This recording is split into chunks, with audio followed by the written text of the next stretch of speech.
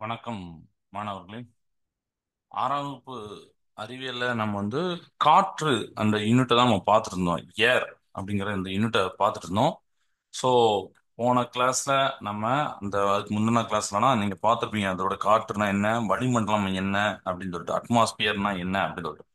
So நம்ம லேசா ஒரு சின்ன வீடியோ பார்த்துட்டு அதுக்கப்புறம் நம்ம அடுத்தடுத்த டாபிக் போகலாம்.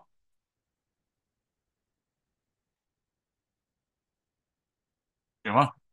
ஸோ இதுல நம்ம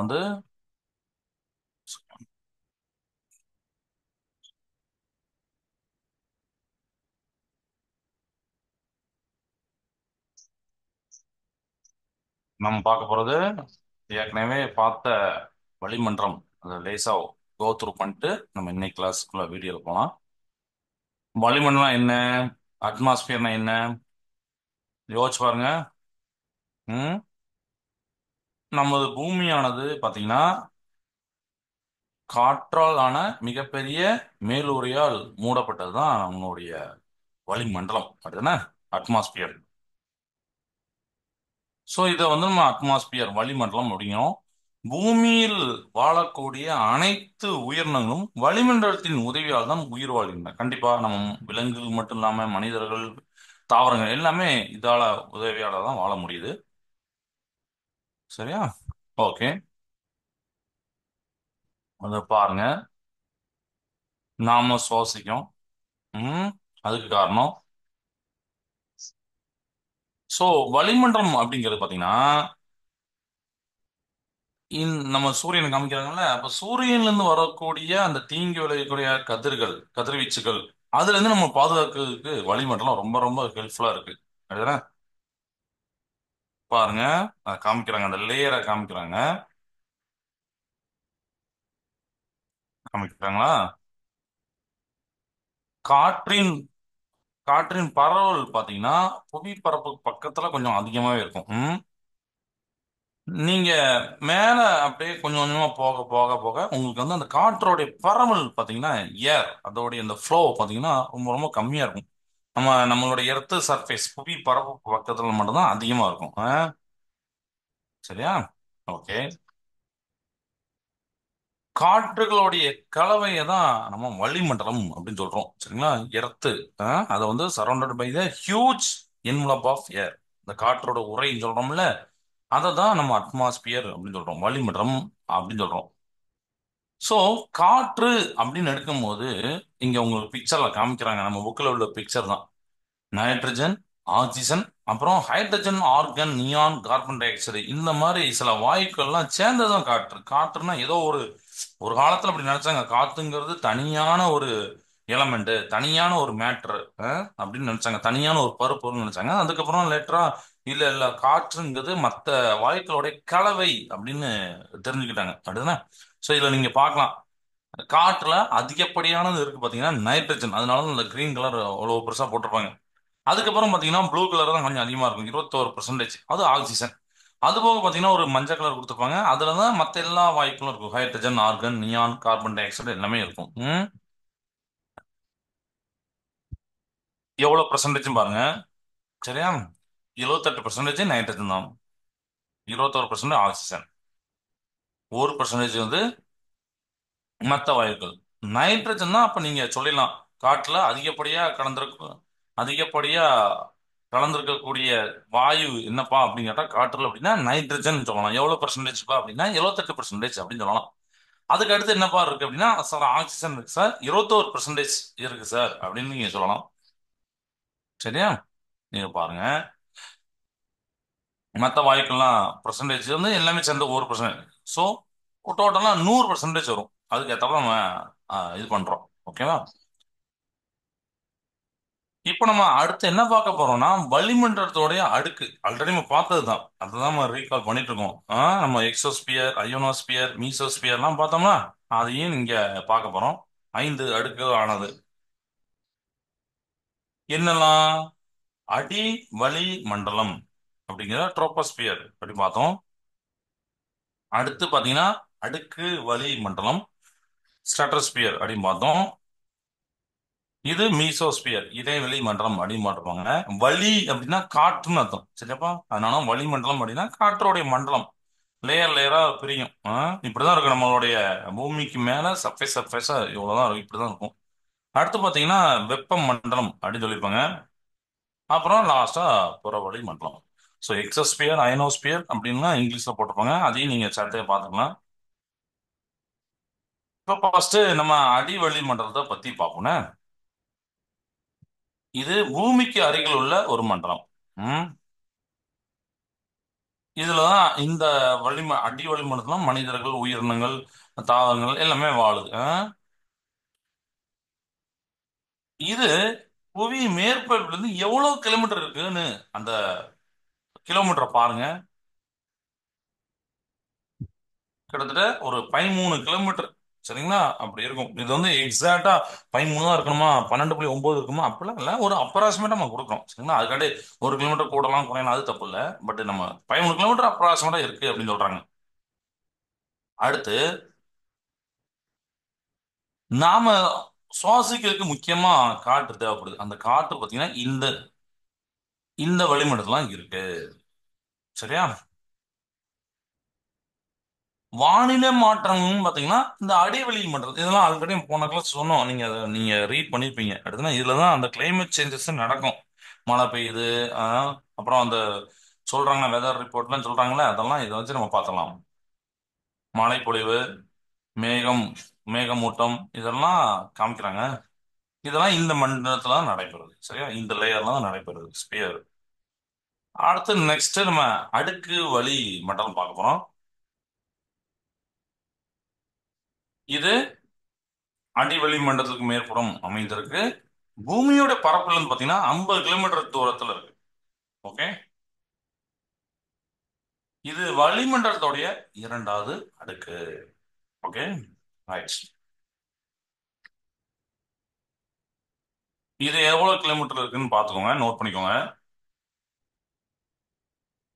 சோ இந்த இதுல பாத்தீங்கன்னா ஒரு ஃபிளைட் போற மாதிரி காமிச்சிருப்பாங்க. ஏன்னா இங்க மேகங்கள் குறைந்த பகுதி க்ளோட்ஸ் பாத்தீங்கன்னா அந்த அளவுக்கு இருக்காது. சோ அதனால அந்த ஏரோப்ளேன் ஓடுறதுக்கு எனக்கு க்ளோட்ஸ்லாம் ரொம்ப டிஸ்டர்பன்ஸா இருக்குனால அந்த ஏரியால தான் என்ன பண்ணுவாங்க, அந்த லேயர்ல தான் ஏரோப்ளேன்லாம் போகும். விமானங்கள்லாம் இதெல்லாம் பறக்கு. ஓகே. அப்புறம் ஓசோன் படலம் நம்ம போட்டிருந்தோம்னா, போன கிளாஸ்ல பார்த்தோம் ஓசோன் லேயர். அது இந்த இங்கதான் இருக்கு. ரொம்ப ரொம்ப இம்பார்ட்டன்டான லேயர் ஓசோன் படலம் இருக்கு.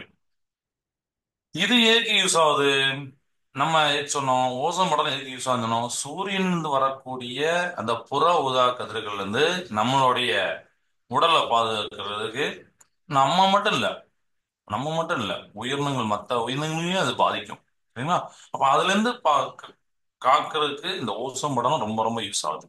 அடுத்து நம்ம பார்க்கிறது இடைவழி மண்டலம். சரியா? சோ மீசோஸ்பியர் பார்க்குறோம். இது மூன்றாவது அடுக்கு. ஓகேவா? இந்த இடத்துல நம்ம வளிமண்டலம் பார்க்குறோம். இது பாத்தீங்கன்னா எவ்வளவு கிலோமீட்டர் பார்த்தீங்கன்னா 80 கிலோமீட்டர் தூரத்துல இருக்கு. நம்மளுடைய புவியில இருந்து சர்ஃபேஸ் வந்து நம்ம பார்க்கணும், 80 கிலோமீட்டர் தூரத்துல இதெல்லாம் இருக்கு. ஓகே. இந்த ரீடிங்லாம் நீங்க நம்ம புக்ல இருக்காது, பட் நீங்க நோட் பண்ணிக்கிட்டீங்கன்னா உங்களுக்கு பின்னாடி ஒரு படிக்கிறதுக்கு யூஸ் ஆகும். எக்ஸ்ட்ரா ஒரு பாயிண்ட் எழுதுங்க, நல்லா நல்லா இருக்குமா, மார்க் நல்லா வரும். ஓகேவா? இதுல பாத்தீங்கன்னா அவங்க போட்டிருப்பாங்களா விண் கற்கள். நான் ஆக்சுவலி அந்த லாஸ்டா ஒரு படம் போன கிளாஸ் காமிச்சேன். அடுத்து இதுல தான் பாத்தீங்கன்னா இந்த இடைவெளி மண்டலம் தான் விண் கற்கள்லாம் எரியும்.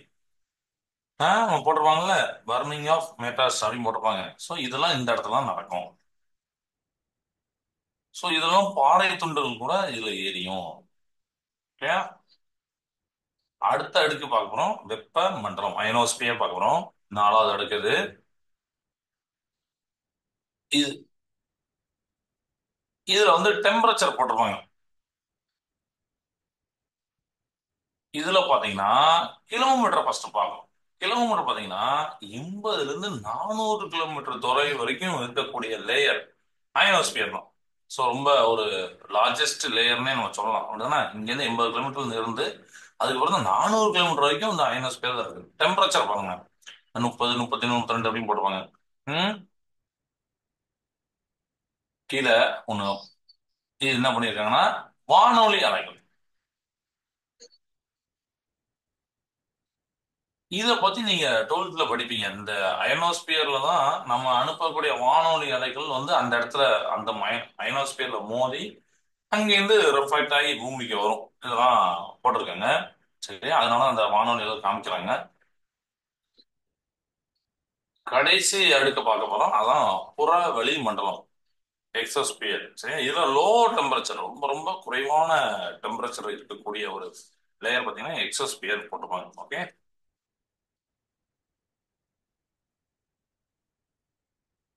இது வந்து நம்ம அந்த விண்வெளின்னு சொல்லுவாங்களா, அது கூட இரண்டரை கலந்து உள்ளது இந்த புற வளிமண்டலம். இதுல ஹீலியம் ஹைட்ரஜன் அதிகப்படியா இருக்கு. ஓகேவா? அதை யோசிச்சுக்கோங்க. ஹீலியம் ஹைட்ரஜன் வந்து, ஹீலியம்லாம் ஆக்சுவலி பாத்தீங்கன்னா நம்ம புவியோட சர்ஃபேஸ்ல இல்லை, ஏன்னா அது ரொம்ப லேசான வாயு. ஹைட்ரஜனும் ஆக்சுவலி ரொம்ப லேசான வாயு. ரெண்டுமே பாத்தீங்கன்னா சூரியன்ல அதிகமா இருக்கு. அப்புறம் பாத்தீங்கன்னா நம்மளுடைய அந்த அட்மாஸ்பியர் தாண்டி அதிகமா இருக்கக்கூடிய வாயுக்கள் பாத்தீங்கன்னா ஹீலியம் ஹைட்ரஜனும். ஏதாவது ஒன்னோட இங்கே கேட்டாங்கன்னா இதை எழுதிக்கலாம் நீங்க. சோ இது இங்க இருக்கு. ஆனா இந்த லேயர் பாத்தீங்கன்னா ரொம்ப ரொம்ப லேசான லேயர், ரொம்ப மெலிதான லேயர் தான் இந்த புற வளிமண்டலம். ஓகே. இப்ப இது வரைக்கும் உங்களுக்கு எல்லாம் புரிஞ்சிருச்சா? இந்த இப்போ வளிமண்டலத்தை நம்ம பார்த்தது எல்லாமே புரிஞ்சிருச்சு. ஓகே. இப்போ நம்ம அடுத்த டாபிக் என்ன பார்க்க போறோம் பாத்தீங்கன்னா, ஏர் பத்தி நம்ம சொன்னோம். அதுதானே. இப்போ ஏரை பத்தி சொல்லும் போது ஒரு பிக்சரை காமிக்கிறோம் பாருங்க. One second. இப்போ ஏர்ல நமக்கு என்னெல்லாம் இருக்கு அப்படிங்கிறது உங்களுக்கு இப்போ தெரிஞ்சு வச்சு. பட் நைட்ரஜன் இருக்கு. அதெல்லாம் நம்ம ரெண்டு என்ன பண்றோம். ஒண்ணு வந்து பாத்தீங்கன்னா இன்ஹேல், இன்னொன்னு எக்ஸேல். அதாவது மூச்சை உள்ள இழுக்கிறோம், மூச்சை வெளியில விடுறோம். இந்த மாதிரி ரெண்டு நம்ம சொல்லுவோம் அப்படின்னா. சோ இப்போ ஒரு பிக்சர் காமிக்கிறோம்.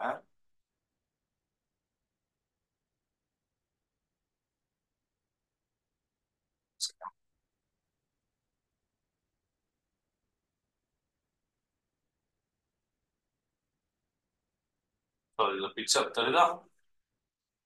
இதுல inhale air composition and exhale air composition பண்றோம். இன்ஹேல் ஏர் அப்படின்னா நம்ம மூச்சை உள்ள இழுக்கிறோம். அதுவும் சார் மூச்சை உள்ள இழுக்கிற போதும் மூச்சை வெளியில விடவும் ஒன்னா தானே சார் இருக்கும் அப்படின்னு நம்ம பொதுவா நினைப்போம். ஆனா அப்படி கிடையாது. கொஞ்சம் வேரியேஷன் இருக்கும் அந்த காற்றோடைய காம்போசிஷன்ல. சரிங்களா? அதை தான் நம்ம பார்க்கலாம். அந்த இயல்புல இயல்பு அப்படின்னு போடுவாங்க. காம்போசிஷன் அப்படின்னா இயல்பு. ஸோ அதுல என்ன மாதிரி வேரியேஷன்ஸ் இருக்கு அப்படிங்கிற நம்ம பார்த்துட்டு இருக்கோம் இங்க. இப்போ பாத்தீங்கன்னா நீங்க உள்ள இருக்கிற ஏர், இன்ஹேல் ஏர், காற்றை உள்ள இழுக்கிறீங்க. நைட்ரஜன் அதிகமா உள்ள இழுக்கிறீங்க. Carbon dioxide, argon, oxygen, water vapour. இது ஏன்னா நீராவியும் நீங்க உள்ள இழுப்பீங்க. ஏன்னா நம்மளை சுத்தி நீராவி இருந்து தான் இருக்கும். அது நம்ம இங்கிலீஷ்ல இருக்கு, நான் தமிழ்லயும் அதை சொல்லிட்டு தான் இருக்கேன். நைட்ரஜன், கார்பன் டை ஆக்சைடு, அப்புறம் நீராவி, அப்புறம் ஆர்கன், ஆக்சிஜன். இதெல்லாம் அதோட ப்ரொனவுன்ஸ் தான். அதிகப்படியா நீங்க உள்ள இழுக்கிறது பாத்தீங்கன்னா நைட்ரஜன் உள்ள இழுக்கிறீங்க. ஆஹ் அதுக்கப்புறம் பாத்தீங்கன்னா அடுத்த கலர் பாத்தீங்கன்னா ஒரு மாதிரி பர்பிள் கலர். ஆக்சிஜனை நீங்க உள்ள இழுக்கிறீங்க. ஆக்சிஜன் நம்ம உயிர் வாழ்றதுக்கு தேவை. நம்மளுடைய லங்ஸ் எல்லாம் இதெல்லாம் ஆப்ரேட் ஆகுது, அது நம்மளுக்கு தெரியும். அதுக்கு அடுத்து பாத்தீங்கன்னா ஒரு கிரீன் கலர் இருக்கும். ஆர்கன் வாயு கொஞ்சம் அதிகமா இருக்கு. அதுக்கு அடுத்து பாத்தீங்கன்னா ஒரு எல்லோ கலர் போட்டுருவோம், வாட்டர் வேப்பர். அதுக்கப்புறம் லாஸ்டா ஒரு சோப்பு கலர்ல கோடு போட்டிருப்பாங்க, ரெட் கலர். அது வந்து carbon di oxide. Carbon di oxide actually நம்ம உள்ள இழுக்கிறோம். ஏன்னா நம்ம நாளுக்கு நாள் நம்மளை சுத்தி பாத்தீங்கன்னா டிராபிக் ரொம்ப ரொம்ப பெருகிட்டு இருக்கு. நிறைய இதை போட்டு எரிச்சிட்டு இருக்கோம். தொழிற்சாலையில இருந்து வருது, விமானங்கள், ட்ரெயின், காரு, பைக், இதுல இருந்து தான் புகை வருது. ஸோ லாட் ஆஃப் காரணம் இது, ரீசன் இதெல்லாம் இதுல இருக்கு. எக்ஸ்கேல் ஏர் காம்போசிஷன் நம்ம பார்க்குறோம். அதாவது நீங்க மூச்சை வெளியில விடுறீங்க அப்படின்னு சொல்லிட்டு. இதுல பாத்தீங்கன்னா நைட்ரஜன் அப்படிங்கிறது அதிகப்படியா இருக்கு. அப்புறம் ஆக்சிஜன் அதிகப்படியா இருக்கு. கார்பன் டை ஆக்சைடை இப்போ பாருங்க கொஞ்சம் அதிகப்படியா இருக்கு பாருங்க. போன ஃபர்ஸ்ட் நீங்க உள்ள இருக்கிறோட இப்போ பாருங்க, நீங்க இப்போ வெளியில இருக்கும்போது கார்பன் டை ஆக்சைடை அதிகமா நீங்க வெளியில விடுறீங்க. அது போக கிரீன் கலர் போட்டிருப்பாங்க, ஆர்கன் கேஸ். ஏன்னா அதை உள்ள அழுத்தம், அது ஜஸ்ட் அப்படியே வெளியில போயிடும். மற்றபடி இந்த பிக்சரை நீங்க ஞாபகம் வச்சுக்கோங்க. நம்ம உள்ள இழுக்கும்போது எப்படி, வெளியில இருக்கும்போது. அப்ப இதுல இருந்து என்ன தெரியுதுன்னா, உள்ள இழுக்கும் போது நைட்ரஜன் ஆக்சிஜன் அதிகமா இருக்கு, ஓகே. வெளியில விடுற போது நைட்ரஜன் ஆக்சிஜன் பிளஸ் கார்பன் டை ஆக்சைடும் ஒரு குறிப்பிட்ட பங்கு இருக்கு. கார்பன் டை ஆக்சைடை நம்ம வெளியில விடுறோம். நாம சுவாசிக்கிறது என்ன பண்ணுவோம், நம்ம அந்த ப்ராசஸ்ல உங்களுக்கு தெரியும். நம்ம வெளியில விடுற கேஸ் பாத்தீங்கன்னா கார்பன் டை ஆக்சைடு கேஸ், உள்ள இருக்கிறது பாத்தீங்கன்னா ஆக்சிஜன் கேஸ் அப்படின்னு நம்ம படிப்போம். ஒரு சின்ன வயசுல நம்மளை கேட்கும் போது ஆக்சிஜன் தான் உயிர் வாழ தேவை. ஆனா நம்ம காற்றுல இருந்து வெறும் ஆக்சிஜன் மட்டுமே நம்ம என்ன பண்ற போறது கிடையாது, உள்ள இழுக்க போற கிடையாது. அதே மாதிரி நம்ம நம்ம வெளியில விடும்போது வெறும் ஆக்சிஜன் மட்டுமோ இல்ல வெறும் கார்பன் டை ஆக்சைடு மட்டுமே நம்ம வெளியில விட போறது கிடையாது, மற்ற கேஸஸையும் நம்ம வெளியில விடுறோம். அதுல இருந்து நீங்க இந்த பிக்சரை பார்த்துக்கலாம். அப்போ சார், இதுல ஒரு டவுட் வரலாம் சார். நம்ம இந்த கார்பன் டை ஆக்சைடு வெளியில விடுறோமே, இது எது எக்ஸ்பெரிமெண்ட் பண்ணலாமா? ஏன்னா நம்ம அந்த புக்ல எக்ஸ்பெரிமெண்ட் இருக்கு, அந்த எக்ஸ்பெரிமெண்ட் நம்ம பார்க்க போறோம். அதாவது நாம வெளியில விடுற காத்துல கார்பன் டை ஆக்சைடு இருக்கா இல்லையா அப்படிங்கறத பார்க்கறதுக்கு ஒரு சின்ன சிமுலேஷன் இருக்கு. அதை பார்க்கலாமா? One second. இப்போ அந்த சிமுலேஷனை நான் வந்து என்ன பண்றேன்னா உங்களுக்கு வந்து காட்டுறேன். அந்த சிமுலேஷன் மூலியமா உங்களுக்கு என்ன தெரிய வரும்னா, நாம வெளியில விடக்கூடிய காத்துல கார்பன் டை ஆக்சைடு இருக்கு அப்படிங்கிறது உங்களுக்கு தெரிய வரும். ஸோ ஸ்க்ரீனை ஷேர் பண்றேன். ரொம்ப ரொம்ப சிம்பிளான ஒரு எக்ஸ்பெரிமெண்ட் தான், ஓகேவா? இதை பாருங்க. இதுல ஆஹ், ஒரு மொத்தம் 4 டெஸ்ட் டியூப் வச்சிருப்பாங்க. அதில் வந்து ஒன்று வாட்டர்னு லேபிள் விட்டுருப்பாங்க, அதில் வாட்டர் ஊற்ற போறீங்க.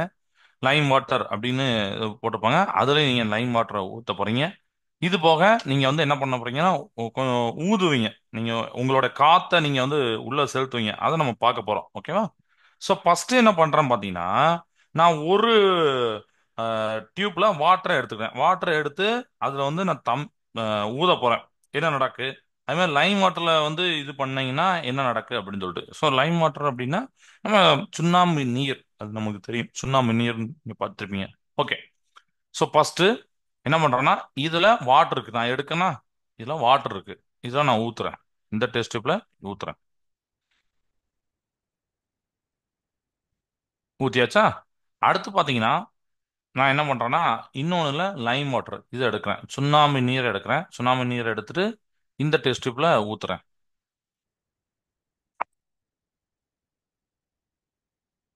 ஓகே. அடுத்து ஒரு டியூப் வச்சு நம்ம வந்து என்ன பண்ணிக்கலாம் பாத்தீங்கன்னா, மிக்ஸ் பண்ணலாம். ஓகேவா? இப்படி ஏன்னா இதெல்லாம் நம்ம ஊத போறோம். ஓகே. இப்போ ஒரு பையன் மாதிரி உருவம் வரும். அவர் வந்து அந்த ஊதுவார், சரிங்களா? ஊதும் போது என்ன மாதிரி வேரியேஷன் நடக்கு அப்படிங்கறத நீங்க பாருங்க. ஓகே, ரைட்டா?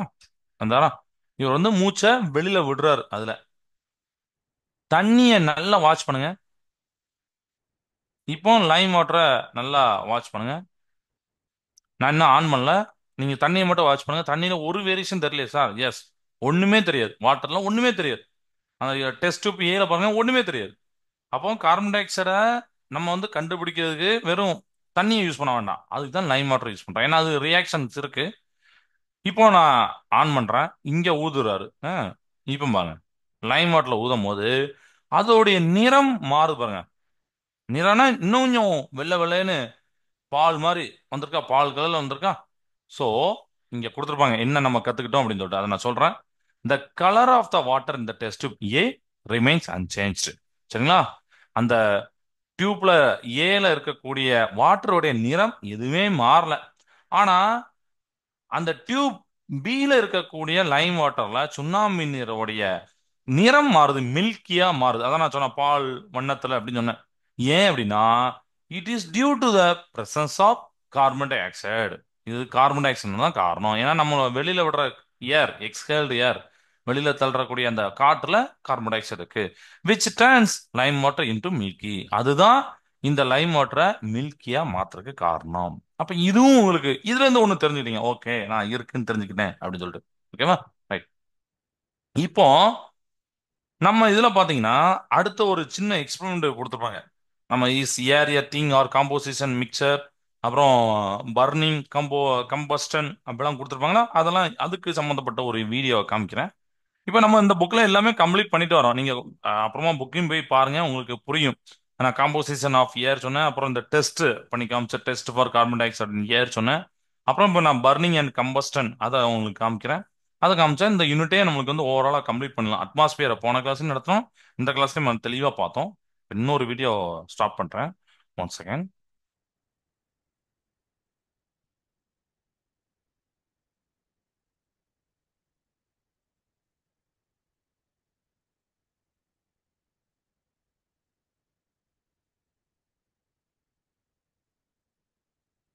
ஸோ இப்போ நம்ம என்ன பண்றோம்னா, இப்போ நம்ம பார்த்த ஒரு சின்ன ஏர் அப்படிங்கிற பார்த்துட்டு அதுல லாஸ்டா ஒரு சின்ன எக்ஸ்பிளைன் பண்ண போறோம். நல்ல இன்ட்ரெஸ்டிங்கா இருக்கும். பார்க்கலாமா? பாருங்க. ஏர். ஸோ ஏர் அப்படிங்கிறது மிக்சர் ஆஃப் கேசஸ், மற்ற வாயுக்களுடைய கலவை. Okay. நம்ம பார்த்ததுதான். இதுல என்னெல்லாம் இருக்குன்னு பாருங்க. நைட்ரஜன். இப்போ நம்ம நைட்ரஜன் அதை காமிக்கிறேன். One second.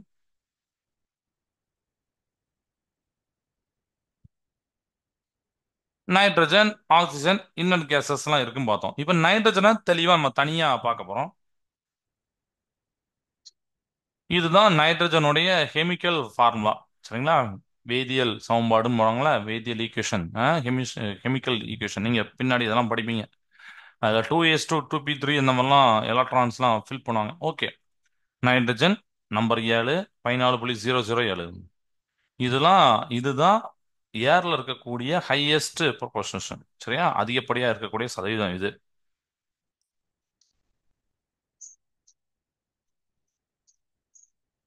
நைட்ரஜன் பாத்தீங்கன்னா பயிர்கள் விளையிறதுக்கு ரொம்ப ரொம்ப முக்கியமான ஒரு காரணம். சரியா? நமக்கு ஏன்னா நீங்க உரம் வாங்கும் போது நான் மிந்தி உங்களுக்கு சொல்லிப்பேன்னு நினைக்கிறேன். உரம் வாங்கும் போது பாத்தீங்கன்னா அந்த நைட்ரஜன் எவ்வளோ இருக்கு அப்படிங்கறதெல்லாம் மெஷர்மெண்ட் பண்ணுவாங்க. ஏன்னா அந்த பயிர்களுக்கு நல்லதுன்னு சொல்லிட்டு. நைட்ரஜனுக்கு அடுத்து நம்ம ஆக்சிஜன் பார்க்குறோம். ஆக்சிஜனுக்கு ஓ அப்படின்னு சிம்பிள் போடுவாங்க. 21% இருக்கு. ஸோ ஹைட்ரஜன் அப்படிங்கிறது நம்ம H2 அப்படின்னு சொல்லுவோம். அவ்வளோதானே? அது 1% இருக்கும். அதில் ஆர்கன் இருக்கும். ஏஆர்னு போடுவாங்க. ஆர்கன் கேஸ் இருக்கும்.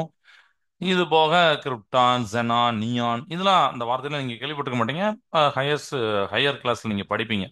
சரிங்களா? இதெல்லாம் நிறைய வாயுக்கள் இருக்கும். மீது கூடாது. இதெல்லாம் சேர்த்து 1%. 18th செஞ்சுரியில பாத்தீங்கன்னா ஏர் அப்படிங்கிறத என்ன நினைச்சாங்கன்னா ஒரு ஃபண்டமெண்டல் கன்ஸ்டியூஷன் ஆஃப் மேட்டர் அப்படின்னு நினைச்சாங்க. அதாவது காற்றுங்கிறது நான் அப்படியே சொன்னோம்ல ஒரு தனித்த ஒரு பருப்பொருள் அப்படின்னு நினைச்சாங்க. அது அப்படி இல்லை அப்படின்னு லேட்டரா கண்டுபிடிச்சாங்க. ஓகேவா? இது அதுதான் இங்க சொல்லியிருப்பாங்க 18th செஞ்சுரியில.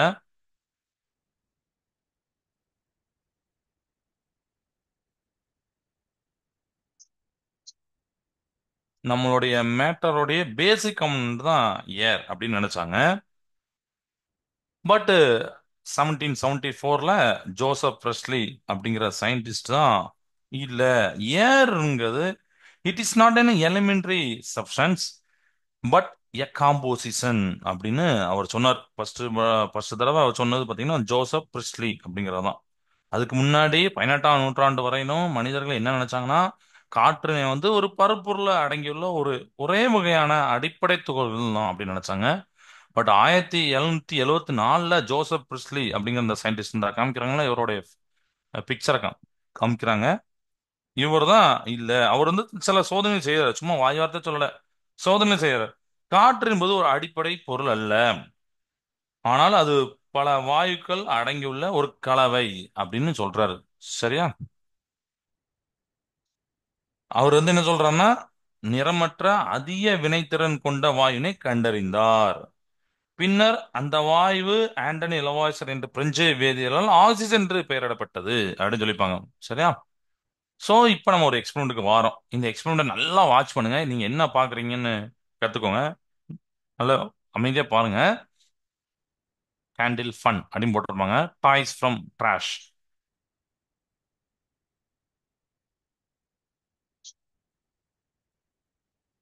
இதுல நீங்க என்ன பார்க்க போறீங்கன்னா உங்களுடைய ஏர்ல, நம்மளுடைய ஏர்ல oxygen, carbon dioxide, nitrogen இதெல்லாம் இருக்குன்னு போதும் அதை வச்சு ஒரு சின்ன எக்ஸ்பெரிமெண்ட். அதுக்கு நீங்க தேவையான பொருள் கிளாஸ், கேண்டில்ஸ், மெழுகுத்தி, அப்புறம் பிளேட்டு, மேட்ச் பாக்ஸ் இதெல்லாம் எடுத்திருப்பாங்க.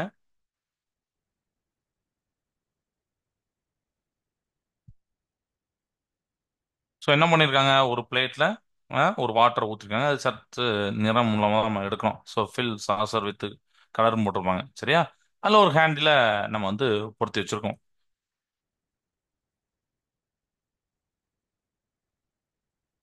இப்போ என்ன பண்ணிட்டீங்கன்னா நல்லா வாட்டரை ஊற்றிட்டு ஒரு பீக்கர் எடுத்துக்கோங்க. பீக்கர் எடுத்துட்டு அந்த மெழுகுவர்த்தி எரியுதா அதுக்கு மேல கவுத்த போறீங்க. So invert glass on burning candle, சரியா? ஸோ இப்போ நீங்க இதை நல்லா அந்த மெழுகுவர்த்தியை நல்லா வாஷ் பண்ணுங்க, கேண்டிலை நல்லா வாஷ் பண்ணுங்க, என்ன நடக்கும் பாருங்க. கொஞ்சம் கொஞ்சமா அணைய போகுது பாருங்க, நல்லா வாட்ச் பண்ணுங்க. அணைஞ்ச பிறகு அந்த புகை அப்படி பரவுது, தண்ணி மேல இருப்பாங்க. ஸோ அந்த தீ அப்படிங்கிற ஃப்ளேம் போயிடுச்சு. வாட்டர் ரைசஸ், தண்ணி அந்த பீக்கர்ல ஏறுது, அதுக்கு முன்னாடி ஏறல. இது ஆக்சுவலி கிராமத்துல இருந்தீங்கன்னா உங்களுக்கு தெரியும், கிராமத்துல ஒரு பழக்கம் உண்டு. ஏன்னா நம்மளுடைய பண்பாடு கலாச்சாரம் அது தெரிஞ்சுக்கிறது நமக்கு நல்லது. அது ஏதோ எங்கேயோ சொல்றாங்க, யாரோ சொல்றாங்கன்னா அப்பெல்லாம் நம்பாம இருக்கிறது அது உங்களோட இஷ்டம். பட் கிராமத்துல இந்த பழக்கம் உண்டு. என்ன பண்ணுவாங்கன்னா ஸ்டொமக் பெயின், வயிறு வலிக்கு இருக்கிறது பார்த்தீங்கன்னா, சின்ன வயசுல எனக்கெல்லாம் வந்து எங்க ஆச்சிலாம் அதை பண்ணுவாங்க. பட் அப்ப எனக்கு தெரியாது. அப்ப நான் இது ஆச்சரியம் பார்ப்பேன், எப்படி இந்த தண்ணிலாம் வெளியில இருந்து தண்ணி உள்ள போகுது அப்படின்னு கேட்பேன். அவங்ககிட்ட கேட்பேன், அவங்களுக்கு தெரியாது. பட் எனக்கு ஆச்சரியமா எப்படி ஒரு தண்ணி உள்ள போணுச்சு அப்படின்னு சொல்லிட்டு, அதுக்கப்புறம் நான் ஸ்கூல்ல படிக்கும் போது ஏன்ட்ட ஸ்கூல்ல வேலை பார்க்கும் போது ஏன்ட்ட அதே மாதிரி ஒரு ஸ்டூடெண்ட் கேட்டாங்க, சார் எனக்கு ரொம்ப நாளா ஒரு டவுட் சார்னு சொல்லிட்டு இந்த டவுட் என்கிட்ட கேட்டாங்க. அப்ப நான் அது அவங்களுக்கு எக்ஸ்பிளைன் பண்ணேன், சரியா? ஸோ கிராமத்துல என்ன பண்ணுவாங்கன்னா இந்த மாதிரி வயிறு வலிக்கு ஒரு செம்பு எடுத்துக்குவாங்க. செம்பு எடுத்துட்டு சில ஒரு வெள்ளை துணி எடுத்துட்டு சில இதெல்லாம் பண்ணுவாங்க. பண்ணிட்டு வயிறெல்லாம் நல்லா சுத்தி வச்சுட்டு இந்த மாதிரி தண்ணி ஒரு தட்டுல ஊத்திக்கிட்டு அந்த தட்டு மேல இதை வைப்பாங்க. ஃபர்ஸ்ட் உள்ள இருக்கிறது எரியுமா, கொஞ்ச நேரத்துல அந்த தண்ணிலாம் சுருன்னு உள்ள போகும். ஸோ நம்மளுக்கு வயிறு வலி ஆக்சுவலி அது போகும். ஆக்சுவலி எனக்குலாம் அப்படி போயிருக்கு. ஸோ அந்த மெத்தடு வந்து இதுல இருக்கு பாருங்க. ஏன் வாட்டர் ரைசஸ் ஆனிச்சு, ஏன் மெழுகுத்தி அணைஞ்சுது, இந்த கொஸ்டின்லாம் நீங்க கேட்கக்கூடிய கொஸ்டின், சரியா? ஏன் மெழுகுத்தி அணைஞ்சுது, ஏன் வாட்டர் ரைசஸ் ஆனது?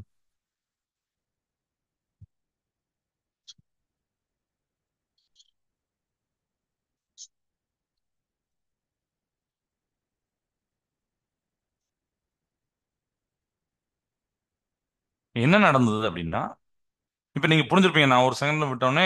ஆக்சுவலாக நீங்க உள்ள புக்கு படிச்சோன்னா இது உங்களுக்கு தெரிஞ்சிருக்கும். பர்னிங் அண்ட் கம்போஸ்டன் அதுல போட்டிருப்பாங்க. அந்த ஆக்டிவிட்டி 4ல இருக்கும்.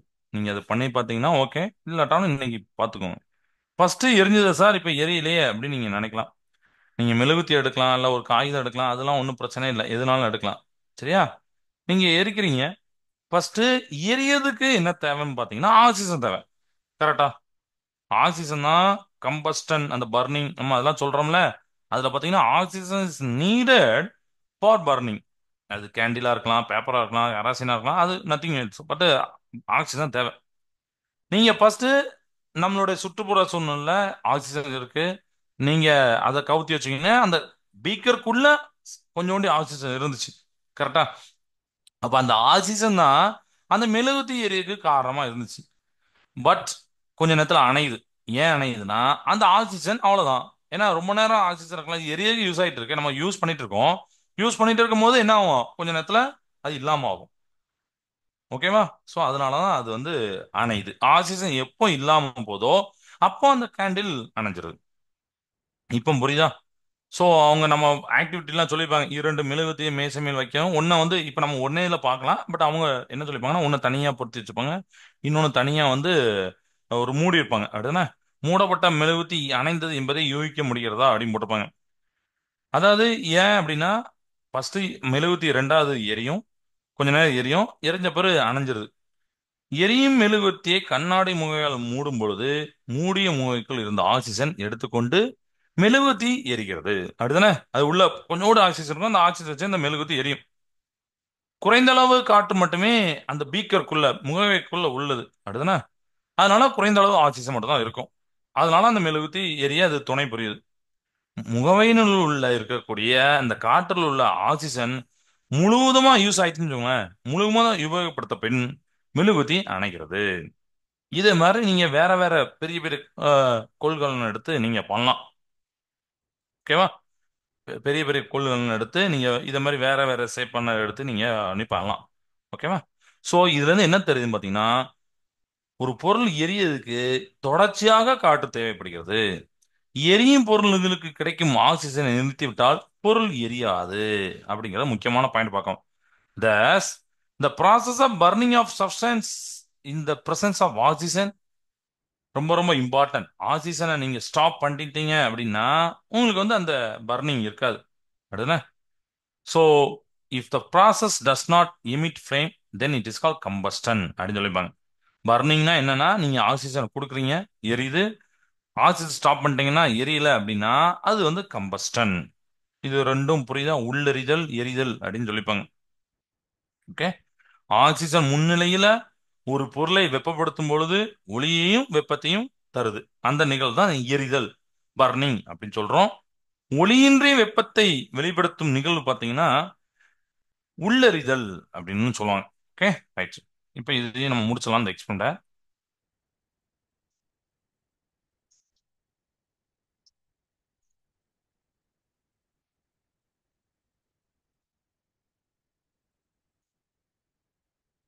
இப்போ இதுல ஆக்சிஜன் போயிடுச்சு, ஆக்சிஜன் காலி ஆயிட்டு அப்படின்னு தெரிஞ்சு போச்சு. அப்ப என்ன சார் வேற ஏதாவது கேஸ் வந்திருக்கும்? கண்டிப்பா வந்திருக்கும். ஆக்சிஜன் அங்க எரியக்கு யூஸ் ஆன பிறகு கார்பன் டை ஆக்சைடு அதிகமா உள்ள வந்திருக்கும். எதுக்குள்ள? அந்த பீக்கருக்குள்ள. சரிங்களா? பீக்கருக்குள்ள அதிகமான கார்பன் டை ஆக்சைடு வந்திருக்கும். So carbon dioxide is the gas which helps to extinguish a substance. So it does in candle அப்படின்னு போட்டுப்பாங்க. ஓகேவா? அதாவது கார்பன் டை ஆக்சைடு கேஸ் அதிகமா வரும்போது இது வந்து ரெண்டு விதமாவும் நம்ம புரிஞ்சுக்கலாம். ஆக்சிஜன் ஸ்டாப் ஆகும்போது கேண்டில் ஆஃப் ஆகுது, கேண்டில் அணையுது அப்படின்னு நம்ம நினைச்சுக்கலாம். ஆக்சிஜன் கொஞ்சம் கொஞ்சமா குறையும் போது கார்பன் டை ஆக்சைடு கூட்டிகிட்டே இருக்கும். கார்பன் டை ஆக்சைடு வந்து எரியதுக்கு வழி விடாது. அது வந்து என்ன பண்ணும்னா அணைக்க தான் ட்ரை பண்ணும். சரிங்களா? கார்பன் டை ஆக்சைடு அணைக்க தான் ட்ரை பண்ணும். அதான் which helps to extensive substance போட்டிருப்பாங்க. ஸோ அதான் ஹேண்டில் பண்ணதுன்னு சொல்லிட்டு.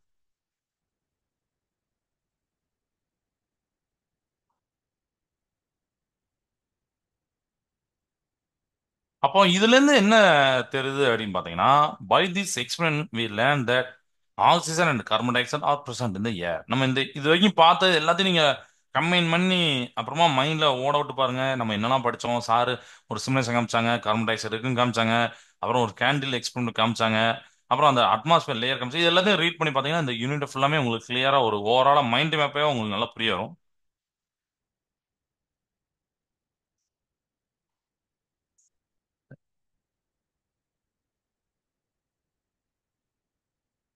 சரியாமா? ரைட். இப்போ இந்த இடத்துல நம்ம வந்து ஒரு கொஸ்டின் நான் கேட்டிருந்தேன். அந்த கொஸ்டின் ஞாபகம் வச்சிருப்பீங்கன்னு தெரியல. மெழுகுத்தி அணையறதுக்கு கார்பன் டை ஆக்சைடு, ஆக்சிஜன் அதெல்லாம் சொல்லிட்டோம். நான் ஒரு கொஸ்டின் கேட்டேன். என்ன கொஸ்டின் கேட்டேன் அப்படின்னு பாத்தீங்கன்னா, அதுல தண்ணி ரைஸ் ஆனுச்சு. ஏன் ரைஸ் ஆனுச்சு? இந்த கொஸ்டின் நீங்க யோசிக்கணும். யோசிச்சு அதை நீங்க மேபி நெட்ல பார்க்கலாம், இல்ல டீச்சர்கிட்ட டிஸ்கஸ் பண்ணலாம். பட் அது உங்களுடைய ஒரு கடமைன்னு நான் சொல்லுவேன். ஓகேவா? அதை நீங்க பாத்துக்கோங்க. இந்த ஒரு கொஸ்டின், ஏன் வாட்டர் ரைசஸ், இந்த ஒரு கொஸ்டினை ஞாபகம் வச்சுக்கோங்க. கார்பன் டை ஆக்சைடு, ஆக்சிஜன் அதை பார்த்தீங்கன்னா நம்ம சொல்லியாச்சு. பட் ஏன் தண்ணி அந்த பீக்கர்ல ஏறுனுச்சு? இப்படி இவ்வளவு தூரம் வாட்டர் லெவல் ஏன் ஏறுனுச்சு? மற்ற இடத்துல உள்ள தண்ணியெல்லாம் அப்சர்வ் பண்ணிட்டு இருந்து இதை நீங்க ஒரு ரிசர்ச் அதை சும்மா ஒரு படிச்சு பாருங்க. உங்களுக்கு ஒரு இன்ட்ரெஸ்டிங்கான ஒரு பாயிண்ட் வரும். ஓகேவா? இதை மட்டும் தெரிஞ்சு வச்சுக்கோங்க. ஸோ இந்த கிளாஸ்ல இது வரைக்கும் போதும். நாம அடுத்த கிளாஸ்ல சாட்டர்டே கிளாஸ்ல ஒரு one word test. One word test actually 3ஆம் யூனிட். இந்த யூனிட்டும் நம்ம ஆல்மோஸ்ட் கம்ப்ளீட் பண்ணிட்டோம். இன்னும் ஒரே ஒரு டாபிக் தான் இருக்கு. அது அடுத்த கிளாஸ்ல வேணா நடத்துறேன். இம்பார்ட்டன்ஸ் ஆஃப் இயர் அப்படின்னு சொல்லியிருப்பாங்க. அதை வேணா அடுத்த கிளாஸ்ல நடத்துறேன். அடுத்த கிளாஸ்ல இந்த யூனிட்ல போன யூனிட்டோட அந்த சேஞ்ச் அப்படிங்கிற அந்த யூனிட்டோடைய ஒன் மார்க் டெஸ்ட். அதுல 10 ஒன் வேர்டு சரியா எடுத்து வச்சாச்சு. ஆக்சுவலி இன்னைக்கு வைக்கலாம் பார்த்தேன். சரி, இன்னைக்கு இந்த ரெண்டு வீடியோ அப்புறம் வந்து சிமுலேஷன் காமிக்கணும். ஸோ நெக்ஸ்ட் கிளாஸ்ல வைக்கலாம்னு சொல்லிட்டு முடிவு பண்ணியிருந்தேன். ஸோ நெக்ஸ்ட் கிளாஸ்ல அந்த யூனிட்டை நல்லா படிச்சு வந்துருங்க. வேற எதுவும் இன்னைக்கு டவுட் இருக்கா உங்களுக்கு? இன்னைக்கு நம்ம படிச்சதுல எதுவும் டவுட் இருக்கா? இன்னைக்கு என்னெல்லாம் பார்த்தோம்? காம்போசிஷன் ஆஃப் ஏர் பார்த்தோம், நைட்ரஜன் ஆக்சிஜன் பார்த்தோம், பர்னிங் அண்ட் கம்பஸ்டன் பார்த்தோம், எரிதல் உள்ளெரிதல் அப்படிங்கறது பார்த்தோம். அடுத்தது அட்மாஸ்பியர் பார்த்தோம். அட்மாஸ்பியர்ல லேயரை தெளிவா நம்ம படிச்சுக்கிட்டோம். எவ்வளவு கிலோமீட்டர்ல இருக்கு அப்படிங்கறத நம்ம பார்த்தோம். அடுத்தது அது ஒரு எக்ஸ்பிளைன் பண்ணும்போது அந்த பர்னிங் நடந்து ஸ்டாப் ஆனுச்சு, வாட்டர் ரைஸ் ஆனுச்சு. ஏன் வாட்டர் ரைஸ் ஆனு அப்படிங்கிற அந்த ஒரு கொஸ்டின் மட்டும் உங்ககிட்ட நான் கேட்டேன். அதை யோசிச்சு வாங்க. ஓகேவா? ரைட். எதுவும் டவுட் இல்லைங்களா? சரிப்பா, கிளாஸ் நிறைய செய்த. வாழ்க பாரதம், வெல்க தமிழகம். நன்றி, வணக்கம். அடுத்த கிளாஸ்ல